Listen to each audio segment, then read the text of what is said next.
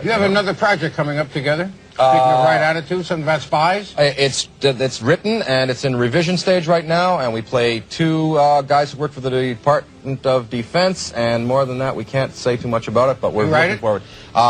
In concert with Dave Thomas of SCTV. Oh, he's funny. That's a funny show. The film Dan Aykroyd is talking about in this clip is the movie that would later become Spies Like Us, in which he starred with Chevy Chase. And you're the co-author of the script. Yes, indeed. The idea was your idea and Dave Thomas. You wrote the original screenplay, is that right? We did, in fact, and, the script went through various stages. Dave and I wrote a draft at Ian Fleming's Goldeneye Plantation in Jamaica, actually where the Bond books were written. We wrote a key draft of Spies there. And then we brought it back. Universal didn't want to do anything. Bob Ramey went over to New World Pictures, and he was the guy in place there that had the power to make the movie, and he sold it to Warner Brothers, and Warner Brothers picked it up, and they brought in Brian Grazer and Gansen Mandel to take a look at it, and Gansen Mandel did huge, great work on the script. I'd work with him again anytime. It was really wonderful. They added to it and embellished it and everything, and Chevy... But Chevy, you didn't co-author. Yes, he should. Well, he doesn't have a credit. He should. He wrote with me. I'll take credit. For key weeks there, I went away and typed it up, but he sat there and with me for key 2 weeks. We wrote the training sequence together, and we really got it to where, My best writing comes when we're on the shoot and we finally got all our rewrites in and done, and then there are things that come up, when Danny and I were every scene, every day, we were coming up with new stuff that wasn't in the script. You can't deny these great stars, the writing thing. Like, Eddie Murphy, Trading Places. Sure, it was written by Weingrod and Harris. But come on, when he gets on the job, he brings his bags packed. Bill Murray on Ghostbusters. Sure, Harold and Ivan and I sat down and we wrote the thing, but Billy came in with all his, his stuff packed. And same with Chevy. These guys come prepared. They come with their own little package and excitement, you see. And, in a way, there should be some kind of credit for them. My plan in this video is to talk a little about Dan Aykroyd, not as an actor, but as a writer, as it is something he excels at, but is given very little praise for. I do write them big, though. I write them big, but they make them. Aykroyd was one of the original cast members of Saturday Night Live, along with Chevy Chase, Gilda Radner, John Belushi et al. The show had a room of writers, but also expected their performers to contribute, but without credit. Only Chevy Chase would receive credit for both, as he was hired as a writer who performed rather than an actor who wrote. So Dan Aykroyd's contribution to the inaugural season would go by unmarked. But in the second season, he was given credit in recognition of the sheer amount of material he contributed. It's 106 miles to Chicago. We got a full tank of gas, half a pack of cigarettes, it's dark, and we're wearing sunglasses. The first movie on which Dan Aykroyd had his screenplay credit was 1980's The Blues Brothers, an act which most people had become familiar with because of their repeated appearances on Saturday Night Live. And I started to write it at the same time of writing Saturday Night Live, and I wrote it at Hudson and Dominic at the bar. I wrote it on my bike. I used to carry it around in my saddlebag. I remember one time I lost it, remember, and I went crazy. And Yes, you were upset. I was quite upset, and I hurt myself, and, I was like crawling down the hall like a salamander. Where was that script? It was in my, my bike somewhere in a drawer, I don't know. So it took me all of that time between Animal House and when we did the movie to write it. And of course, the first draft I turned in, I put it in phone book covers because it was 300 pages long. What I'd gone ahead and done was I'd written the movie and the sequel. I call it The Return of the Blues Brothers. And in there it was like the Bible of the Blues Brothers, with all the characters, with all the band back history and all the backstory on the band members and where they all came from. And, basically it was just too long. And Landis took it and said, hey, man, we don't make 300-page movies. We make 120-page movies. Here we start to see Aykroyd's workmanlike approach to generating material. A lot of people have enough trouble writing one script, but Dan Aykroyd churns out two while acting and starring in a weekly live show. Dan Aykroyd had really written an incredible tome about these two guys, and John then took it and edited it and tried to make it into a screenplay form, which was actually something that he could shoot. I thought, there's no way to shoot this. It was pretty incoherent, but it had great ideas and epic characters and a real respect for the music, and it was big.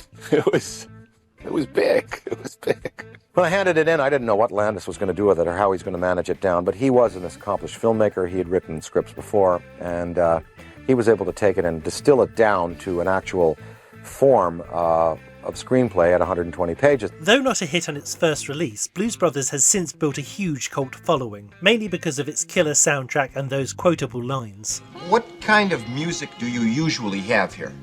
Oh, we got both kinds. We got country and western. Aykroyd's intention was to follow up Blues Brothers with another film in which he and Belushi could star, Ghostbusters. You wrote it for Belushi.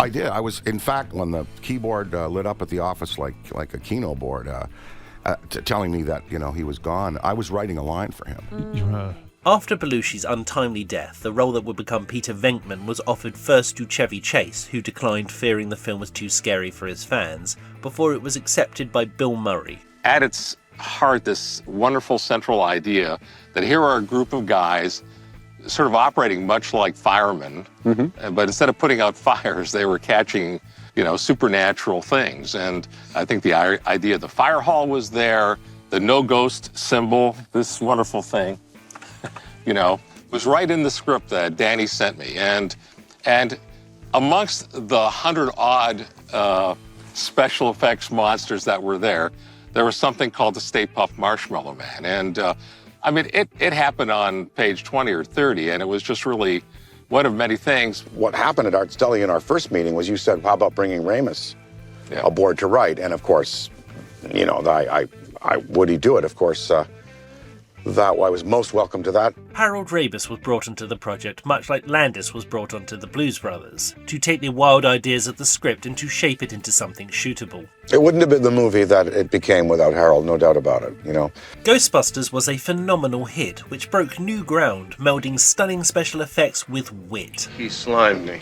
One thing you may have already noted from the interviews I've selected is that Dan Aykroyd has nothing but praise for those who collaborated on his writing with him. This is from the same press junket as we've previously seen promoting Spies Like Us, but with a different interviewer, NBC's Bobby Wygant.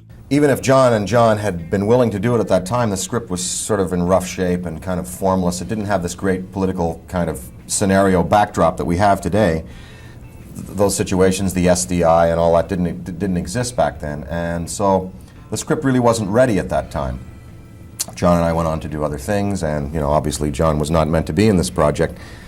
The script was resurrected. Warner's bought it from Universal and reassigned me to write it, and I went away and wrote a draft specifically with Chevy in mind. I showed it to him. He liked it, so there half the battle was won. The movie was on its way to being made. Then Chevy and I got into a room together, actually sat down, wrote line by line together. We wrote the training sequence together. And then we brought in Gans and Mandel, who were the Oscar-nominated team from Splash, and they did a huge amount of work just shaping it and using, when you write in a team, when you've got two guys writing, it provides for that flow of dialogue that you somehow can't get as a solo writer. So their work was entirely necessary. Despite both Chevy Chase and John Landis working on the script, the screenwriting credits in the movie credit Dan Aykroyd and his fellow Canadian comedian Dave Thomas as creating the story, and the screenplay credit reading Dan Aykroyd, the word and, Lau Gans, ampersand Babaloo Mandel, meaning Gans and Mandel rewrote Aykroyd's script. We mock what we don't understand. Yeah. Spies Like Us met a mixed critical response, but was a financial hit. It's a very interesting thing. I don't know if it's been your experience, Isaac, but both people have the same sensibility where you make each other laugh, but it's a little bit different. Okay? Right. So that provides the synergy of 1 and 1 equaling 3. The alchemy is as such where the product is something that neither of you could have done alone. And I think what happens after a period of time, especially if you're writing with somebody for that person to say what the two of you are writing, it becomes strained. And it had nothing to do with ego. I never wanted to be in front of the camera. What it was is that, ultimately, at best, you're vice president. At best, because the guy you're writing with and for, he or she's the one who has to say the words. And if they can't do it with conviction, it's going to come out bad. They're not going to say there's going to be fraudulent. The dialogue won't work. This here is Alan Swibell. He's talking about working with writer-performers, as he was one of the original writers of Saturday Night Live and one of the co-writers with Dan Aykroyd on the movie Dragnet. Just the facts, ma'am. Sadly, I cannot find much footage around the making of Dragnet, with the exception of this interview with Tom Hanks. I have a rap hit that haunts me for the rest of my days. Yes. Because this was you and Danny Aykroyd. Danny Aykroyd. We were promoting Dragnet, a motion picture in 1987, and we sang. Of course, everybody can sing along. See that, Dragnet? We're just in time. We have stumbled into a major crime. They got the girl all frightened. Now that's not nice. I think she is the subject of a sacrifice. Buddy, we're putting this party on ice. But first, you know, we really ought to read them their rights. Read them their rights.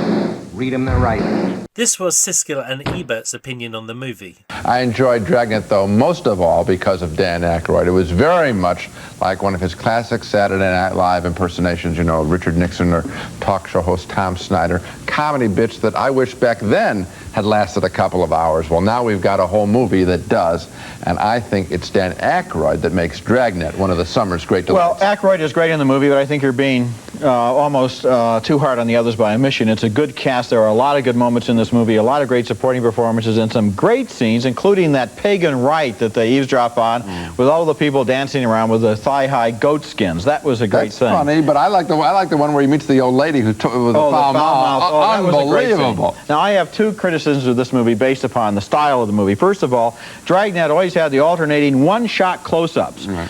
Where they have the staccato dialogue. What do you mean by that? You know what I mean. What's that? Oh, you know. They don't do it here. Right. They make the mistake of having them over-the-shoulder close-ups, misses the whole point. It seems like a small one, but it's a big one. And the second thing, where did they get that crummy, crappy music in the beginning titles and at the end? The disco rap music video clone. You know where that comes from? You know, they should have used the Dragnet theme. At the end of the movie, I was hungering. I wanted to hear that da da da da. I walked out of the theater singing it to myself because I wanted it so badly. Bill Murray took some time out of acting after the release of Ghostbusters, and 6 years passed before they were able to make Ghostbusters 2. I think we had waited a long time to do the second one, probably too long, and so that weight even grew heavier.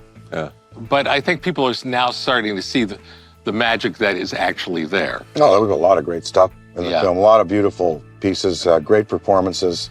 I think Moranis and Annie Potts, who are now sort of taking care of a kid, and the wonderful work between Bill and Sigourney. Yeah.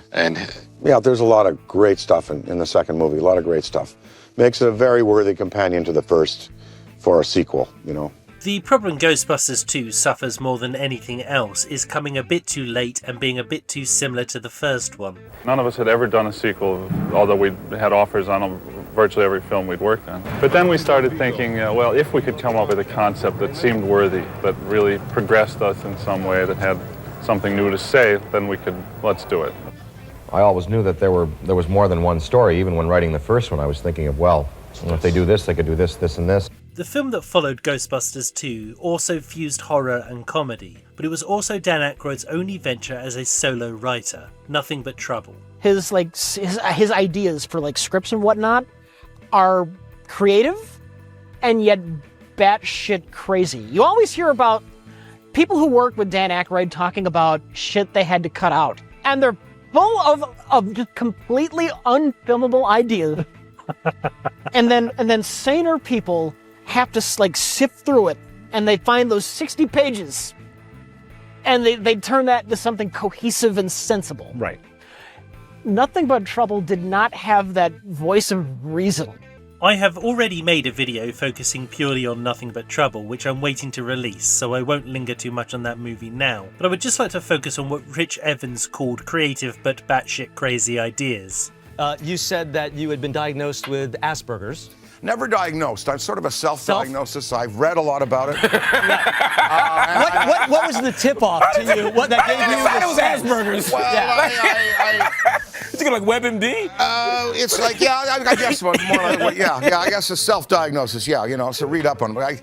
I'm the type that would probably do surgery on myself, you know, so I don't know, just certain symptoms, I guess, you know, certain focuses, obsessions, and also, you know, vocalizations and stuff that I've seen in cases of Tourette/Asperger's, and I'm thinking, you know, I think I've got a touch of that. The film that followed Nothing But Trouble was based on another set of characters that got their start on Saturday Night Live, the Coneheads. The morning consumption of mass quantities. Grid-like breakfast slabs, extruded mammal tailings, seared strips of swine flesh, and flattened chicken embryos. I will enjoy it. What is a 7-letter word for a tomb in ancient Egypt, which is a quadrilateral masonry mass having smooth, steeply sloping sides meeting at an apex? A flindar. Ah. That came about with Dan Aykroyd and Tom Davis doing an improv about, I can't remember exactly. It wasn't the Coneheads. It wasn't the name of it, but it was something else. And Dan and Tom did this improv, and it expanded into a family eventually and became the Coneheads. But it was Tom Davis and Dan Aykroyd that did it. Tom Davis and Dan Aykroyd would write the movie's screenplay, but it would be rewritten by Wayne's World writers Bonnie and Terry Turner to make it more family-friendly. Growing up, whereas, you know, at the old summer cottage, most places would have National Geographic lying around, the old magazines. I would have the American Society for Psychical Research journal sitting there. Is that why you love playing Beldar of the Coneheads so much? You've said that you relate to him the most. Is that because... I do feel a little alien sometimes. Because you feel like you should be from another planet. I do, yeah. I have some genetic anomalies. You know, I have webbed toes, and I've got a heterochromia, 2 different colored eyes, and do you? Something in my spine there. There's 2 bones that are not. You have a tail? Shaved, I think. Yeah. Did you ever get that corrected? Your web toes? Did you? No, I never did. My mother looked at it when I was born. She said, "Should we slit them? Should we slit them?" And the doctor said, "No, it'll be fine." The thing is, when I've broken one of them, and I went in, and the guy said, "Well, I'm not going to put a splint on there. You've got a splint already." So, right. Yeah. So I may have some superior, alien. You know? Yes. Robin, you will be spared when my species overtakes your miserable planet. The film was not held in high regard at the time of release, but is now being reappraised. I take it your daughter was born here. Yes. She is native to your country. The final film to date that Dan Aykroyd would take a writing credit on was the Blues Brothers sequel, Blues Brothers 2000. Did you always plan to do a sequel at some point in time? I did, but then what happened with you know, before John died, we did a tour. We went around America and to promote the first movie and the soundtrack album. we made a record of that tour called Made in America, and it didn't sell as well as some of the previous records. And John and I decided that maybe the Blues Brothers, you know, that was it. And then after he died, I figured it would never be revived. But once I got involved with Isaac Tigert, who founded House of Blues and Hard Rock Cafe, we started to play at those restaurants and started to play charity gigs. And I realized, hey, the band is still doing it. I can still do this. I recruited Jimmy Belushi, and then I started to think about the second story.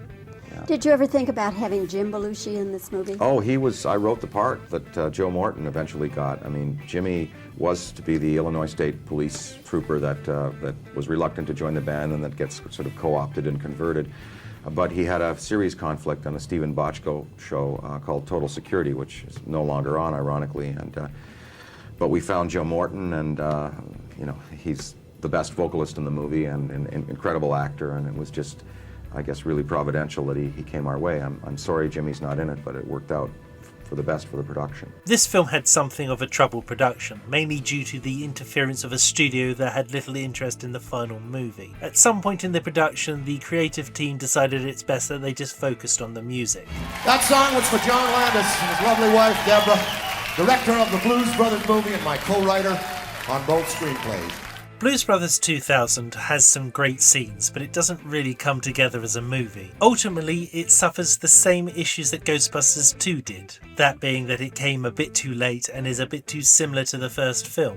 So you had mentioned earlier about you trying to get Bill Murray to call you back on the other thing. Are you talking about the Ghostbusters 3? Yeah, Ghostbusters 3, you know, I love him. Well, I'm going to look at some of the pages here coming up the next couple of weeks. Got a good, hot young writer on it. He wrote Men in Black 3 and Eitan Cohen, and he seems to be on the case there.